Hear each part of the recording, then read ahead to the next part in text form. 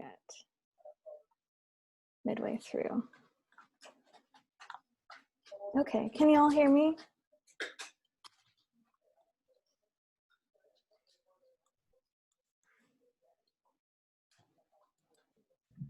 Yes, okay, cool. Yes. Thank you. Yes. Okay, so today I am really excited for today. We're going to talk about conceptual art, and I'm going to provide just some context to that genre specifically, because I feel like with conceptual art, people get lost in terms of like, so, you know, thinking of ready-mades, for example, we're going to watch a video about ready-mades. And when you think about ready-mades, it's kind of like, well, is it art? You know, can any object be art? And this is really the time when this question of what is art starts to be raised. And I feel like it loses a lot of people, right? Because once you start doing something that's not traditional, not normal, you really can like lose the attention and momentum, you know, from folks who are trying to support art. So anyways, I'm going to talk about that, about conceptual art. It's one of my favorite genres. And that's because with conceptual art, they prioritize the idea a lot more than the actual form. Even though the form and content is important, it's really about the idea behind the artwork. So that's what we're going to talk about today. But I do want to address inquisitive. So with inquisitive, okay, so this is what happened. I was speaking with the tech guy. His name is Peter. And while I was speaking with him, trying to get the syncing system set up so that you could see your grade accurately reflected in Canvas, he told me about how to clear my browsing data, which I already knew, but since I was on the phone with him, he like walked me through, you know, how to clear your browsing data. And when I did that, I think what happened is that it erased all of my settings on Inquisitive.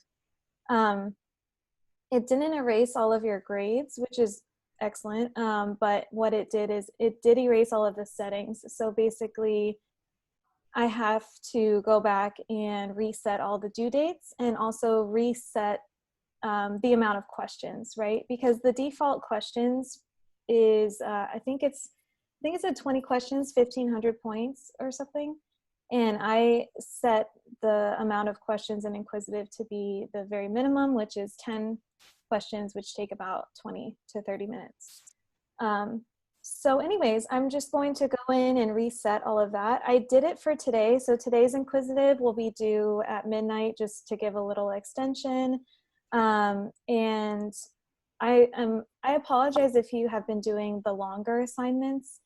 But just know that, you know, I would never just all of a sudden kind of willy-nilly, you know, increase the amount of work you have to do. So I know it's hard because with some professors, with being a teacher in general, we hold all the power, right? In terms of like creating the assignments, creating the grades, all of that. And so we really do have the power, I guess you could say, when it comes to delegating points, delegating assignments. But I think it's better to give your professor the benefit of the doubt and just to say, you know, this is kind of strange. Like, I don't think I need to do this because all of the assignments before were 800 points. Now, why all of a sudden are they 1,500 points? So I wanted to just kind of share that with you because maybe it will provide some, maybe it will just help lessen your anxiety a little bit about being online and seeing like inconsistencies and trying maybe not to take it so personally, in the sense that if there's something off, you know, it's likely that your professor doesn't know about it either, or it's likely that just a simple mistake is made. So I just kind of wanted to share that moving forward, especially for going into fall, where you are definitely going to have professors who have never taught online before, like myself, and where, you know, it's important to bring to their attention these discrepancies, but don't necessarily assume that we're making your life harder, or that we've all of a sudden made things harder on you, or have decreased your grade, or, you know, all of these things that just, you know, no good person would do, right? And I know it's hard because a lot of you have had terrible experiences with professors, which also is terrible, but I think that most professors really want to work with you and work with your grade. And even for this class, actually, I can tell you that I am going to offer an extra credit assignment beginning next week that you can complete anytime, because I also personally don't believe that tests and quizzes are the only thing that tell you how smart you are or if you're getting a good grade or not. So I'm going to give you an extra credit assignment. And I'll tell you more about the details about that on next Tuesday. I'll probably release it on Monday or on Sunday when I upload the module. But so that'll be an extra credit assignment. I'm not sure how many points yet. I'm not sure the exact specifics, but I know I'm going to offer you one. So that's good for those folks who want to kind of bump up their grade a little bit, who perhaps haven't been doing as great on the quizzes as they would have hoped, or that. Okay, so going back to inquisitive. So I'm going to reset the due dates and the points, although they're set for the assignments for today. But I'm not sure about the syncing still, if the syncing of your grades is still working for everybody. I know it's working for most people, but I know there's some folks like April, I don't know if you've been able to look at your grade. But I don't know if your inquisitive grade is syncing accurately, because yours I don't think was syncing. So the point of meeting with the tech person, Peter, was to sync your grades. Okay. Oh, good. So that means you're synced, because I think it was not synced at all. Like it was showing me just a dash. Okay, that's great. So anyways, I'm gonna go in and just confirm that your grades are syncing, but according to April, hers is, so I'm thinking that's a good sign that others are as well. And then, on Monday, I'm having office hours from 9 to 10. And basically what office hours are, just a chance for you to come speak with me about anything regarding the class, or even anything regarding your own educational journey. But specifically on this Monday, I do have a request from someone to review inquisitive and just kind of demonstrate how it's working, maybe how to like better improve their scores. You can always keep doing the questions to get 100%. Like you can always do over. But I'm just gonna help this person with some like tips to help answer the questions. So if you're interested in coming to that, that's Monday from 9 to 10. Probably that'll take about 15 minutes, so 9 to 9:15. But if you want to drop in anytime between 9 and 10, just to ask any questions or to just talk in general, maybe about other artworks or anything that we haven't gotten to that you're like, oh, I really wanted to talk about that. That's the time that you can come. So that's on, I'll type it in. That's Mondays, 9 to 10. And then my personal meeting room number is on my profile, but I can give it to you now. Actually, I'm just going to stop sharing this for a second. Okay. Yeah, Syed, I struggled a lot trying to get 1,500 points on. Exactly. Yeah. Yes. I deeply apologize for those folks who did the assignments for the 1,500 points. I know that it took more time than typically is required. So, but I'm going to put every single assignment to be 800 points. That means past and present. Okay, let me get you that link for Monday's. So here's the link I'm going to put in the chat box for Monday's office hours. And that's the same link you can use every time for Monday's office hours. Well, I guess we only have 3 more weeks, so I have 2 more office hours for you guys. Okay, quick question. Do we know when the discussion questions will be graded so we can see if we need extra credit? Yeah, so I'm currently working with a TA, so I've been giving her things to work on, and one of those is to grade part of your discussion questions, but I'm grading some as well. We are kind of splitting it 50-50 with the hopes that she'll grade, you know, some folks, I'll grade some folks. And anyway, so we have planned to finish those by tomorrow for last week. So usually it takes me about a week turnaround. And maybe next week will be quicker because she did technically just get hired. So we'll see. But grading is not my favorite thing. I actually wish we could not have grades at all. But they're important, right? To get on the dean's list and all of that. Okay, any other quick questions before we jump into our topic for today?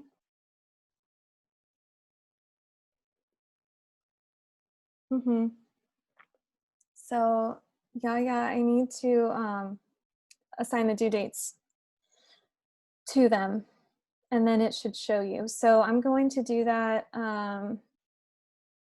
So directly after this, I run to, I volunteer for a food distribution that my wife and I started with this organization called We All We Got San Diego. So I go do that right after this. So I won't be able to change the due dates for Inquisitive until later this afternoon, but just go by the reading schedule. Yeah. So complete the Inquisitives for the reading schedule. Just follow those chapters. You don't have to guess which chapters to do. They're all on your reading schedule.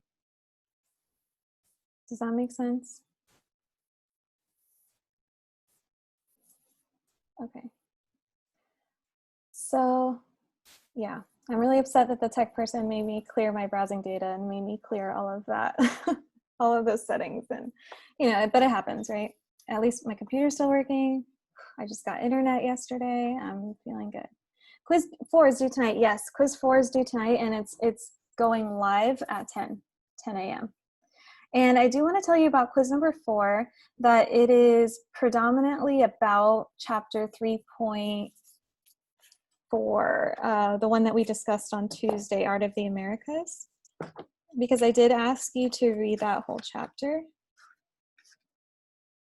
Yeah, 3.4. So I have a lot of questions on quiz number 4 from 3.4. I don't have so many from the video chapters. There's a little bit from the conceptual art chapter that we're talking about today. I have a feeling that your extra credit is going to be about conceptual art or performance art or body art, something like that, because it's something that I really enjoy as an art history instructor, and I really love the type of work that comes out of these movements. So that's what we're talking about today. But yeah, so most of the questions from quiz number 4 are going to be 3.4. Okay, let's go ahead and jump into what we're talking about today. So today I'm going to show you a few videos, and we're going to talk about them. So be prepared to kind of leave comments or raise your hand or unmute yourself, kind of like we did. It was a week ago yesterday where we talked about, or it was a week ago today where we talked about what we saw in the artwork and like how it made us feel and what we think it means. We're going to be doing that for video. So we're going to be doing visual thinking strategies for video. And visual thinking strategies is, I'm going to type this in the chat box. Visual thinking strategies is basically just asking, what do you see? What do you see that makes you think that? And just trying to get to kind of the deeper root of what we're seeing and what that could mean, right? Deriving meaning from the visual, deriving meaning from content. Very, very simple stuff, just looking and saying, what do you see? Because I think that's one of the barriers to art. It's like, it's when you look at an artwork and you're like, I have no idea what this is. This means nothing to me. Visual thinking strategies helps you kind of pick apart the form to understand the content a little bit more. Okay, so I'm going to show you a video. This video is talking about Marcel Duchamp's bicycle wheel. last week I had you all watch a video about Marcel Duchamp's ready-mades. And this is another video that is talking about this idea of ready-mades. Ready-mades is a keyword from the chapter 3.10. It's on page 546. And what it says is it's an everyday object presented as a work of art. An everyday object presented as a work of art. So this could be a ready-made. And what makes it a ready-made is that you as the artist say it's a work of art. So it's a very powerful thing, right? Because it basically opens up the floodgates for what is considered art. So when we're watching this video, I want you to pay attention to that word ready-mades. She also brings up this idea of a kinetic sculpture. Kinetic, I think, is a word that was used in the video chapter, but it's something that we're going to talk about moving forward. And what she addresses in this video is this huge shift from painting to ready-mades, from painting to this kind of nonsensical art. So anyways, let's go ahead and watch that. I have to...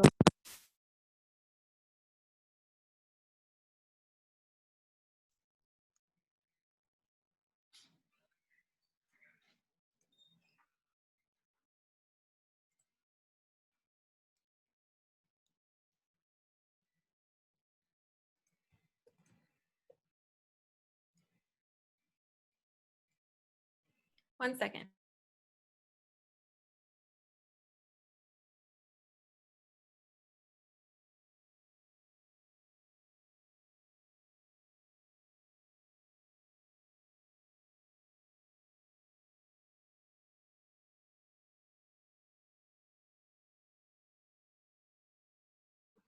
Okay. We're looking at...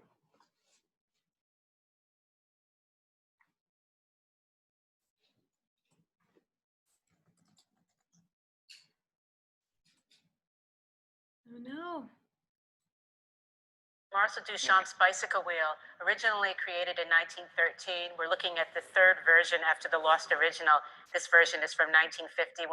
And you can see that it is spinning. Normally, we don't have it spinning in the galleries. We have permission for this context, but it adds a whole other dimension to see that it's a kinetic sculpture. It's one of the first works of art meant to spin, to have motion.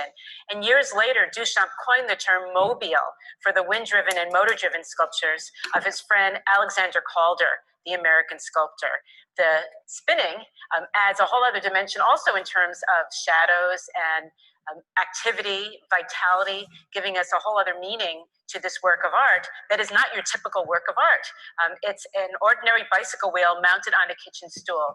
Two everyday items that you find in your home, not typical art materials. Duchamp was trained as an artist. He started off as a Cubist painter. He rocked the art world in 1913 when he sent a painting called Nude Descending a Staircase from 1912 to an exhibition in New York City called the Armory Show, held at the 69th Regiment Armory between 25th and 26th Streets on Lexington Avenue. People couldn't make out the subject matter of a Cubist rendered woman descending a staircase. And then with this work from 1913, he decided to make a new type of sculpture called a ready-made, or in this case, an assisted ready-made, where he put two objects together, took them out of context. You can't ride the bicycle, you can't sit on the stool. He's not trying to render anything. You might think this is a spinning wheel. That's not the point. He wanted to make a nonsensical work of art. And a few years later, this art was labeled Dada. That's a term that originated in Zurich, Switzerland in 1916 for art about nothing. Duchamp was doing this before Dada had a name, and he became the leader of an art movement in New York City called Dada, and eventually went back to Paris, but also spent a significant amount of time in the United States.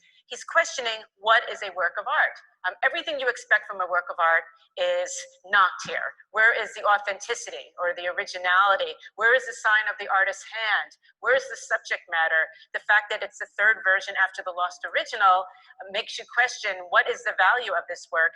He remade some of his ready-mades years later because some of them had been thrown out as garbage. People didn't recognize them as works of art. Just a few years later, in 1917, he took a urinal from a plumbing showroom in New York City, turned it upside down, called it Fountain, and submitted it to a supposedly non-juried art exhibition in New York City, and it was rejected. And that was simply a ready-made.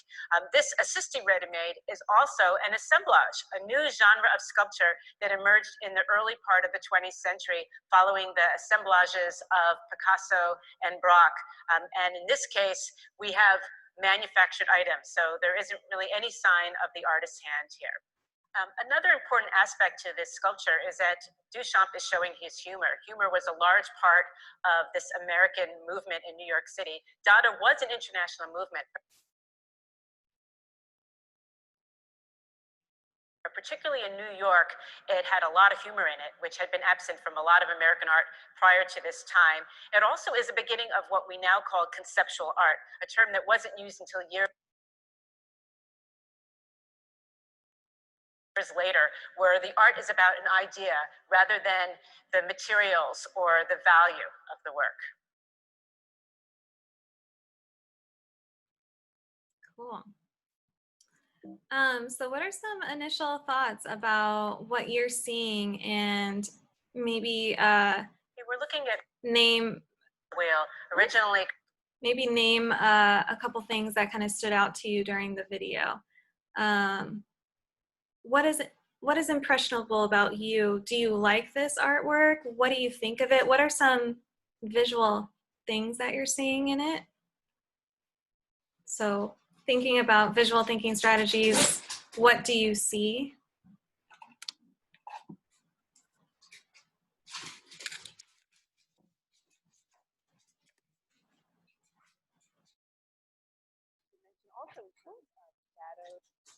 You can type in the chat box, or you can unmute yourself.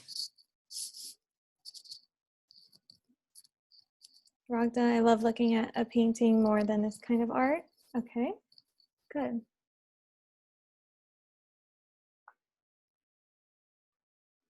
I'm going to mute this and keep playing it here. Minimalism, okay. Daniel, why do you say minimalism? Because like, what makes you think of that word?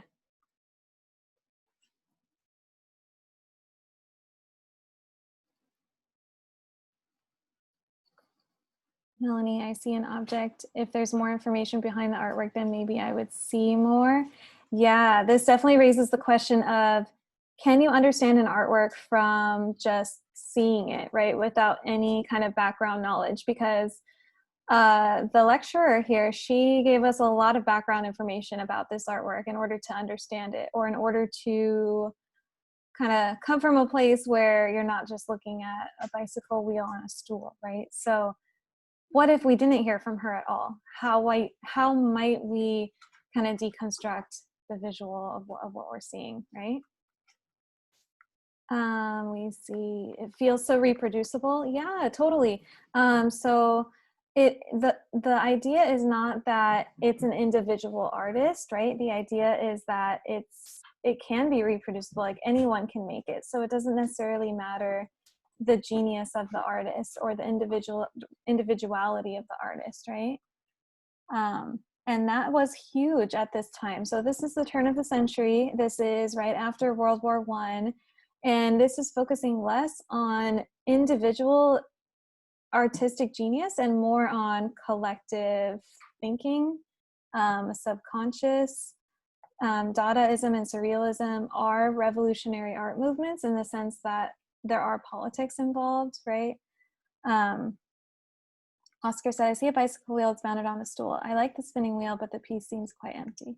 And then Daniel said, there's not much that goes into this piece. It's small and relatively easy to construct. Okay, so Daniel was saying that you think that the word minimalism makes you think of the fact that there's not much that goes into it. Perhaps it's small. Yeah, okay. Now I encourage you to really look at the visual aspects. So only tell me about what you see in terms of the language that we've been using in this class, right? Line, color, light, form, what do you see in this sculpture? Try not to look at it as a bicycle wheel on a stool, but try to break down the individual visual elements. What visual elements are in this artwork?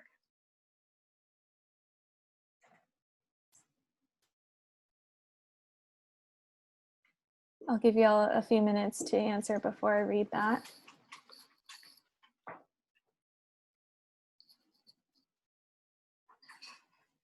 What visual elements are seen in this artwork? If you're just breaking it apart by what you see based off of the terms that we've learned so far, right? Shape,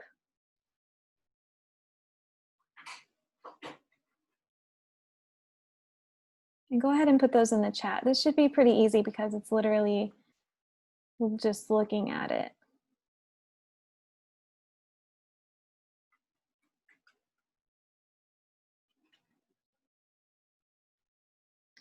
Imagine it was a painting, right? How would you break down this painting? What would you notice about this painting in terms of shape, line, color, form, composition?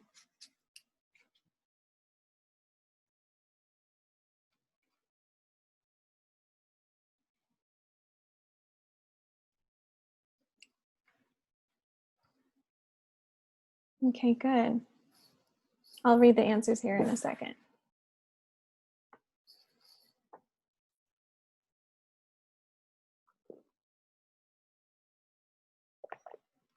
Or if anyone wants to unmute themselves and express their outrage, you can do that too. I'm telling you, this work makes people angry. I don't know why, it just does.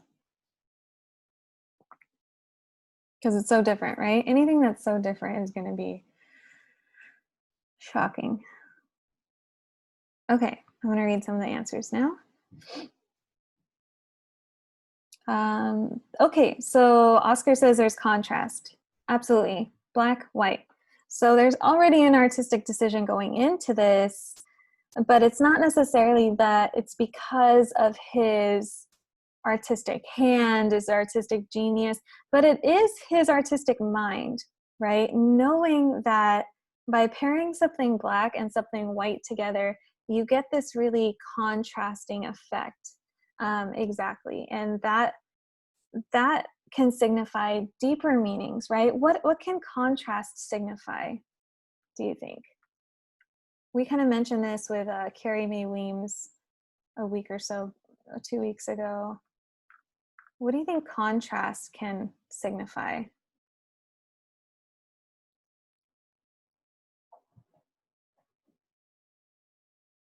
Good. Balance. What else do you think contrast could like signify or like tell us about the artist or about what's going on at the time?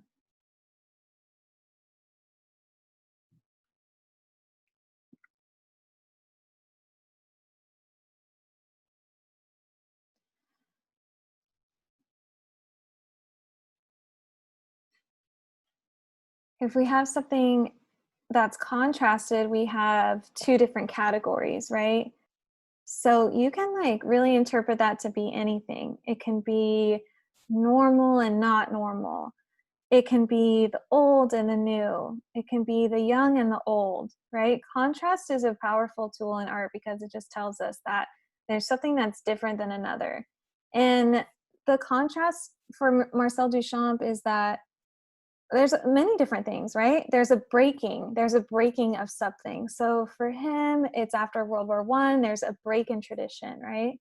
Um, it is trying to restore balance in the sense that there are fractured like communities, right? I think Rachel's right that this piece is all about balance, of course. Like if you just kind of look at it, you're like, you know, it like doesn't make sense, but at the same time, like there is a composition, it is balanced. Good. Leticia, yeah, thanks for writing. That's no problem. You don't have to write an answer. It's just a way to engage. So if you're listening, that works well too. Contrast is the lack of movement. Okay, good. A stool has versus the movement the wheel would have if utilized for their purpose in the real world. Yeah, so if you imagine these things as they're supposed to be used for, like a bicycle wheel is meant to be in motion, it's taking you from one place to another. The stool is designed to sit on and to stay put, right? So there's that contrast, yes, between movement and between staying still. And that translates to the moment again itself.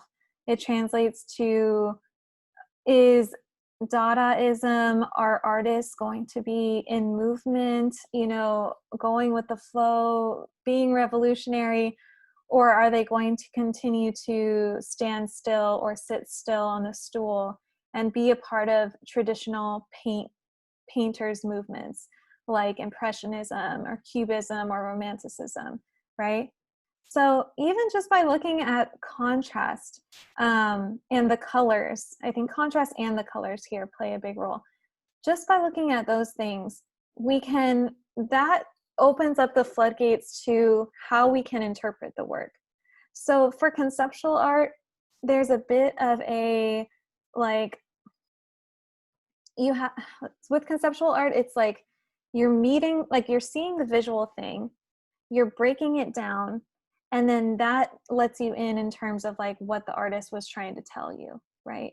So conceptual art is about the idea behind the artwork.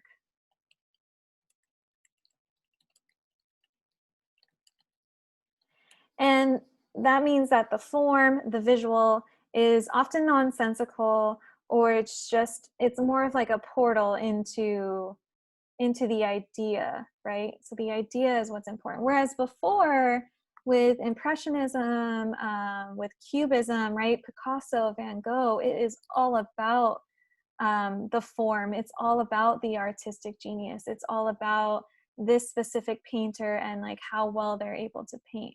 But like Daniel said too, this is easily reproducible. This is the third version of this piece, which means that Marcel Duchamp didn't make it himself even, right? It could have been anyone who made it. However, what makes it unique is that it is from Marcel Duchamp's original work. And, you know, it's with this intention that they can show it in the museum like this. So there's a lot of contradictions, which I think it's important to embrace, but I can understand if it makes people upset too. Okay, obviously, yes, the lines of the spokes of the wheel, they draw your eye to the hub of the wheel. Circle, yeah, circle's a really important shape here. What can a circle signify, do you think?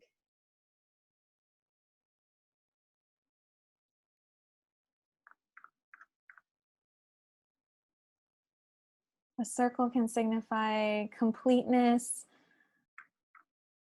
eternity, excellent. Just the passage of time, right? You all read that chapter, Emotion and Time, good. Unity, excellent, excellent. Wholeness, good, good, good, good. Okay, and then obviously there's a play of lines, and then with light, the light that's cast on the moving bicycle wheel, that's also playing with line in the passage of time as well. Okay, so let's move on. I want to show you part of this next video. It is, oh, here is Marcel Duchamp's Nude Descending a Staircase. She mentioned this in the video, and this is a really important piece of artwork because it's really the first time that movement and time is being depicted in a painting as something that's like active, right? So this is done in the style of Cubism. This is a Cubist style painting, so think like Picasso, where the shapes are very angular. You can't necessarily tell what it is. It's not necessarily representational, but you can tell based off of the title what it is, because the title says Nude Descending a Staircase. But this painting, like she said, really rocked the art world because what it did is it took a figure and really made it like active, and like it gave it agency, really, which is going to be important when we look at performance art and feminist art and body art too. So it might just look like a painting of shapes and, you know, different like shades, but you know, having a cubist style painting be like taking so much action and actually like pushing forward at you. You can, so it's meant to, so here's the staircase here, and then the nude is meant to be walking down this way and going this way. So it's kind of like, you know, when you read about film, it is as big as like going from a silent film to a film with sound. That's what's happening in this painting. You're going from like very still, very stagnant paintings, very flat, to all of a sudden movement, motion, time. Um, you know, and at the turn of the century, there wasn't Netflix, so this was the entertainment, right? And it was very, very like shocking and entertaining. Okay, so I want to show you next. Let's see here. I'm going to show you one of those art assignment videos about conceptual art, just because it's going to expose you to a few more conceptual art pieces, including Joseph Kosuth.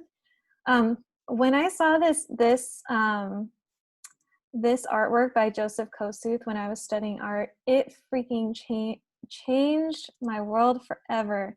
And I don't know why, but it's something about these chairs that just kind of blew my mind wide open. So we'll stop and talk about these in a second.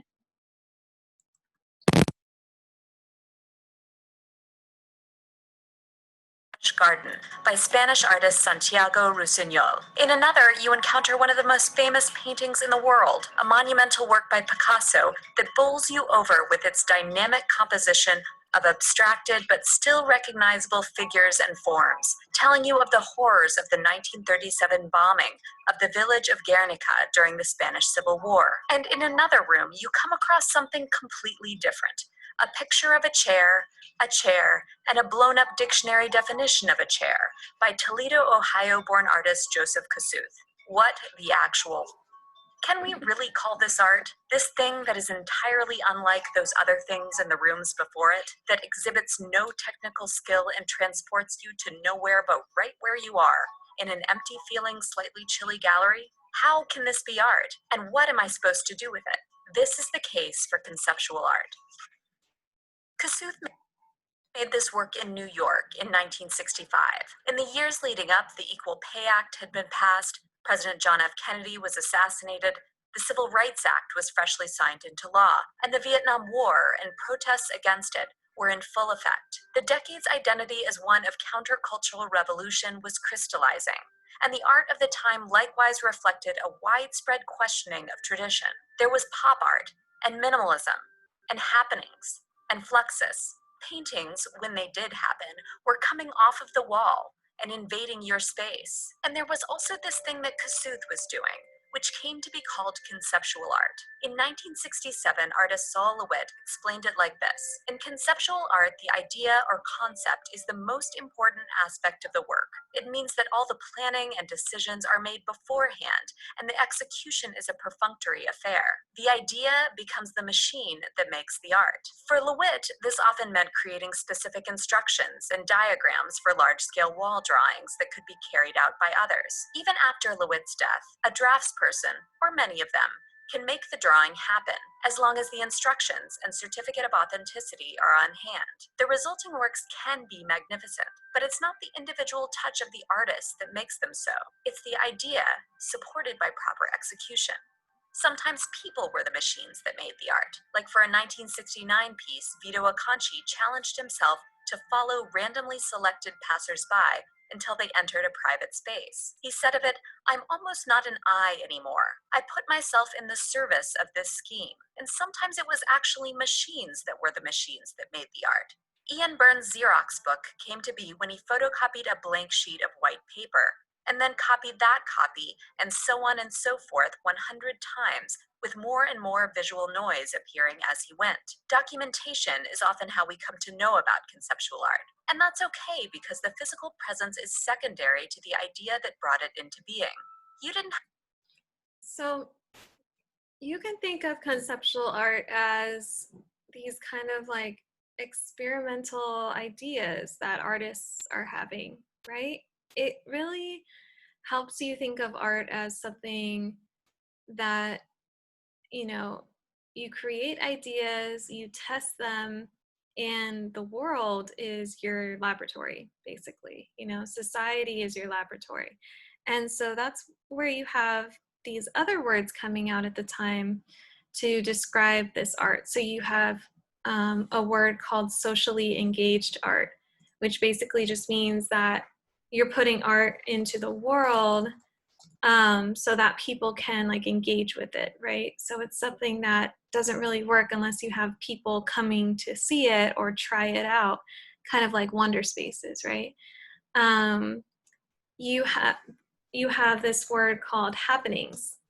Happenings was a type of art where it's kind of like today with protests, right? Where they're like advertised and then people come and participate. That's exactly what happenings were. There were advertisements that went out on handmade flyers. You came to, let's say, just for example, this parking lot, and then the instructions told you to put the boots on and cluck around like a chicken. That was what happenings were called. And this fits into the category of performance art. And performance art is discussed in the book, in this chapter also. Performance art is just art made with your body. So art that is made with your body.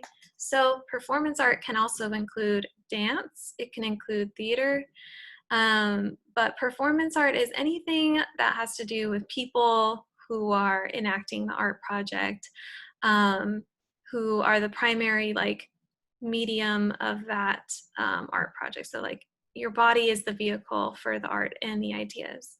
So I know that's a lot of words thrown at you, but I just kind of want to show you the expansiveness that grew out of conceptual art, which was at first this kind of just rebellious idea to show three chairs and have you think about which one is real, right? So with this piece, the book says has a few good questions to ask and that I think we should like ponder, right? So it says, which of these chairs is more familiar? So you have a photographic representation of a chair on the left, you have a physical chair in the center, and then you have a poster with the definition of the word chair. And so what the artist wants you to question is which of these chairs is more familiar? So I don't know, let's take a poll. Which one do you think is more familiar to you? Like which one would like pop out as like really resonating with you, or really kind of, which one are you more drawn to? Just very simple. Physical chair. Danielle, do you make things? Are you like a contractor, builder of sorts? Actual chair. Oh, software, okay. Cool.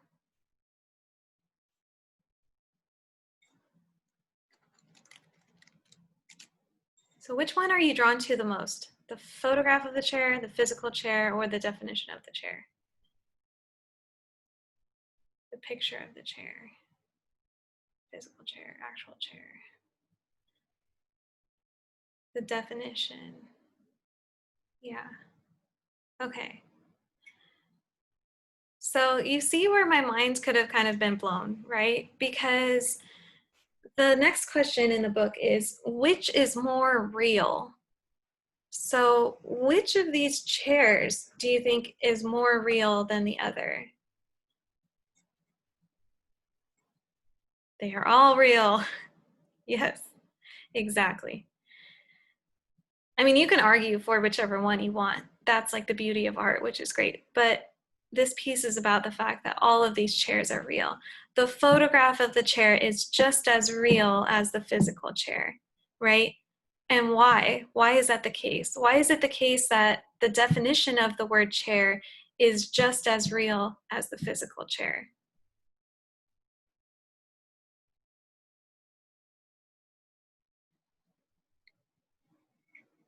That's a question, a real question. Why do you think they're all equally real, right? So for example, see, if you imagine like you're seeing each one of these kind of in separate scenarios, like say, for example, you walk out the door and you see a physical chair. You're like, oh, okay, this is a chair. And then you get in your car and you get on your phone and you see an advertisement for a chair, but it's the definition of a chair, right? You're just reading chair, blah, blah, blah. And then, you know, you keep driving and then you see a billboard, and on the billboard, there's a photograph of a chair. What is the difference between these? Are they all the same? Are they all real? Define real. Okay, good. I will define real in a second, but that's something important to ask, right? The definition is real because it exists in our language. As for the picture, it's a physical object. Daniel says because it's tangible, we can observe each one with our senses. Okay, yeah, it is about observing each one with our senses for sure. And then define real. Okay, so does real have to mean like the actual physical object? Or can real just mean like our understanding of what we're seeing, right? So all of these things, they're telling our brain very similar things, right? They're telling us that this is a chair, photograph of a chair, this is a chair, physical chair, this is a chair. The definition of the chair, that's telling my brain that that's also a chair. But it's telling our brain in different ways, right? Through different mediums. So this piece is just about really questioning what is real, what we deem as physically real. So for example, if you have a notebook like sitting next to you on your computer, right? Who's to say that that's actually a notebook? What is telling us that that's a notebook? Is it the fact that it's a, you know, a binding of papers together flopped open? Does that make it a notebook? Or is it the fact that there's notes written on it that makes it a notebook? Yeah, and that there's a collective sense that we are all in this class together and we're taking notes. So this is our art history notebook. That's like agreed upon. Yeah, so there's definitely a collective element there. So anyways, a lot to ponder, a lot to think about. And if it's unsettling, that's because it is. It is unsettling to say, a photograph of something can be just as real as the physical thing. And I think with Instagram and social media, this question changes 100%, because just because someone posts a picture of something on Instagram, does that mean it's real? We have been able to see, I think, in the last 10 years that like that's not always the case, right? But this, you know, obviously with this piece, 1965, there's no Instagram. So this definitely is kind of blowing your mind because our mind is seeing a chair, but it's in 3 iterations. So anyways, okay, I'll stop talking about the chair now. All right, the last thing that we're going to talk about is Ana Mendieta. And Ana Mendieta is a performance artist. She's in your book. She's on page 548 right after Joseph Kosuth. And Ana Mendieta, she's a performance artist, so that means that she uses her body. She uses her body in her artwork. She also is a conceptual artist, so that means that the idea behind the art is really important. She is also falling in the category of body art because she's using her body, and she also falls in the category of land art. And that's because she uses the land to create her artworks. She also falls in the category of feminist artwork. She brings up a bunch of ideas about being a survivor of sexual assault. She talks about this like Mother Nature aspect to the environment. She uses some ideas of Santeria from her homeland of Cuba. And so she's really pretty controversial in the sense that she is an open book and she's depicting all of these really important ideas from a woman's perspective. And making art from a woman's perspective at the time was not seen as important. It wasn't seen as as good as other artists because it's a male dominated field. So she really helped kind of break down a lot of those barriers. So I'm going to show you a video of her work here really quick. I do want to preface this by saying her work does incorporate nudity, and it incorporates blood sometimes, but it's not gory. It's not like gory blood. It's just like that there's some red substance that could or could not be blood. And I will give you a warning for that, but the nudity I'm not going to give you a warning for, just because it's not like anything.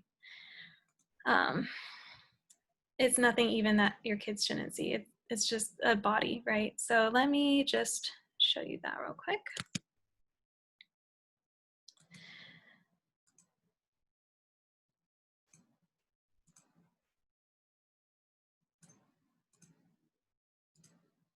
I think what I'm going to do first is show you a few still photos, and then I'm going to show you the video. Okay, so Ana Mendieta is most famously known for this series called the Silueta series. The Silueta series is basically her creating these silhouettes in nature of her body. So you can see in this picture, she has laid down in the center, kind of traced her body. It's not very recognizable. And then afterwards has created this kind of like line of fire, right? So that when the fire is burning, you see this absence in the middle, and the absence is where her body was. So there's a lot of symbolism in this piece. You can break it down in terms of the visual, right? There's the contrast, there's like the, actually not contrasting colors, they're complementary colors really, with the yellow and that orange. And then you have the elements, right? Fire and this kind of detritus on the ground here. But this work is really about being symbolic of the fact that there was a presence here and now there's not anymore. And she's pointing out a number of different things. She's pointing out this kind of like fragile, controversial aspect to the woman's body in art. She's calling out the absence of women in art. But she's also drawing attention to like her culture as well.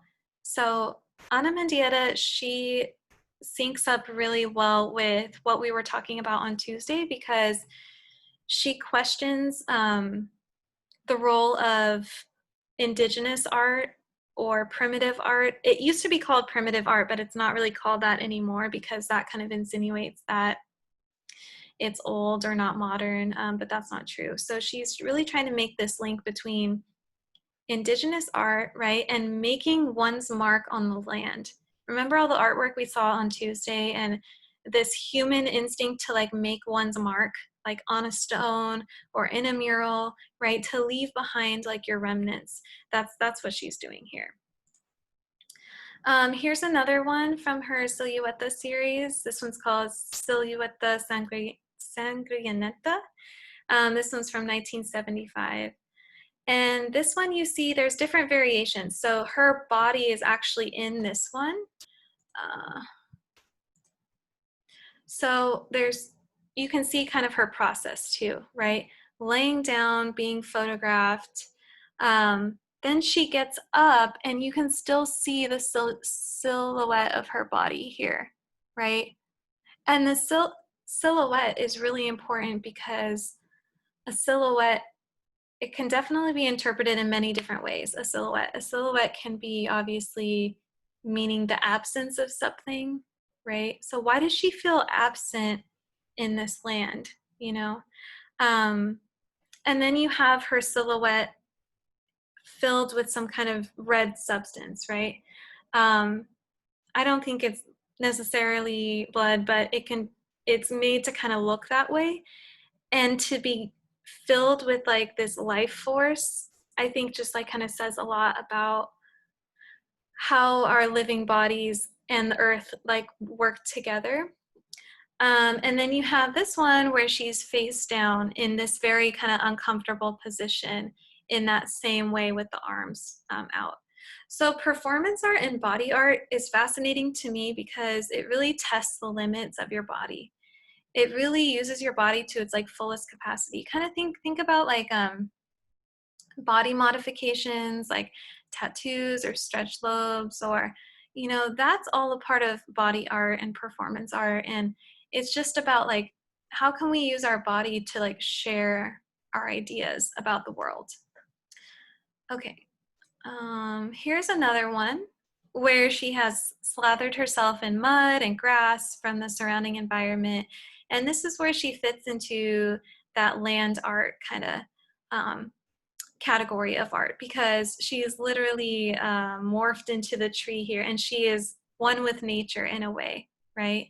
So again, drawing attention to not only like the life force of the environment of nature, but also like being silenced within it and being this kind of like passive viewer of the world around you.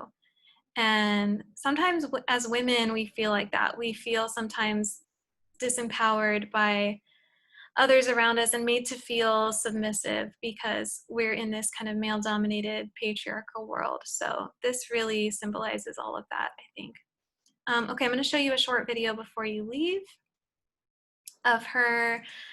So recently her work was, so she has some videos of her artwork that weren't made public until recently. And there was an exhibition done where they recovered a lot of her videos, a lot of the documentation of her performances. And so I'm going to show you this. Just pay attention to how the videos are installed in the museum. And also the translations stop midway through. So if you don't see the captions, they just didn't finish translating. So I'm going to kind of stop it towards the end, but all right.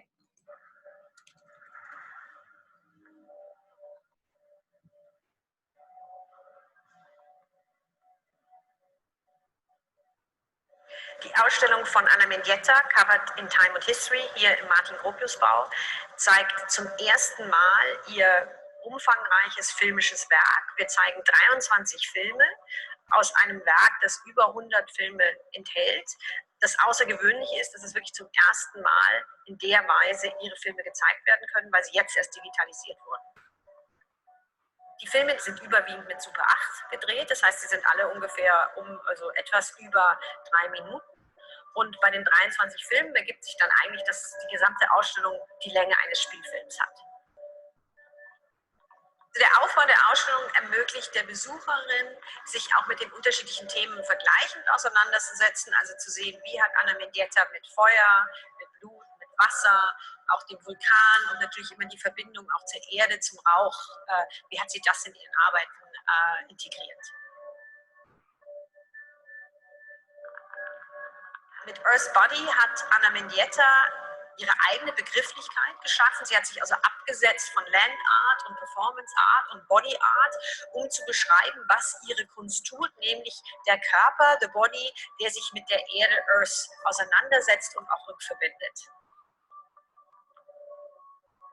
Was in Anna Mendietas Arbeiten sicherlich interessant ist, dass sie, egal wo sie war, egal wo sie hingereist ist, der Grund, auf dem sie stand, immer ein idealer Ausgangspunkt für ihre Arbeiten war. Wie zeigt man seine Arbeit, wenn man im Ephemeren arbeitet? Und für sie eben schon sehr früh diese Entscheidung, dass sie es wirklich dokumentiert und eigentlich diese Dokumentationen als ihre Arbeiten sieht. In den ersten Jahren ist eben...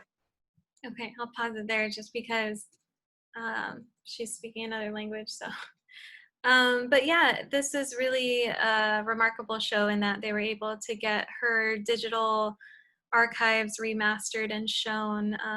And like the other video said, documentation was really important for conceptual art and for performance art, because a lot of the times it was very temporary, very ephemeral. So this, whereas a painting was something that was treasured, right, and conserved and sold for millions and millions of dollars, it's like, how do you sell Ana Mendieta's work, for example? Can you sell a photograph? Can you sell a video? Like, how is she remembered in that way and kind of fitting into the art economy? So Um, anyway, so that's what I have for you today. I just wanted to kind of start this dialogue about conceptual art and what it means to like make art that is not necessarily a traditional form like painting or sculpture or prints even. So good job kind of thinking all of that through. And we'll keep talking about some of these same themes moving forward because they are really important to me. And I will follow up with links from Tuesday and Thursday's class later today, because if you find these artists interesting or just want to kind of learn more about what we were talking about, you can click through those. But all right, good job today. I will hang out for a couple minutes if anyone has questions. Otherwise, I'll see you guys next week. Cool. Bye. Lilo, I think of real equals a form of existence that we can interact in different ways. Yeah.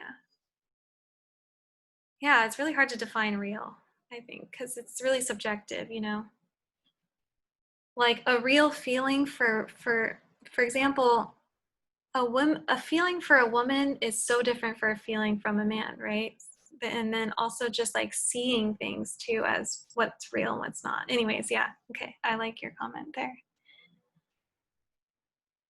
Dominic, is the final cumulative? Yes, it is, but I'm gonna make a study guide specifically for the final. And it's not going to be a study guide of every single thing that we've covered, but it is going to be touching on what we've covered in the past. Okay, Ragda, yes, I'll see you on Monday. Okay, all right, y'all. Good luck on your quiz and have a good weekend. I'll see you soon.